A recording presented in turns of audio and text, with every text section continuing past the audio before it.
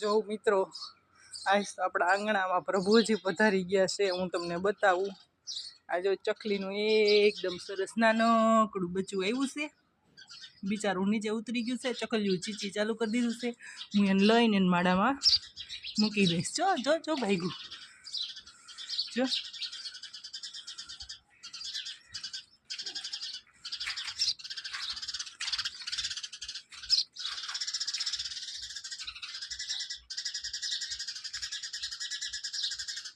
જો તમે જોઈ શકો છો.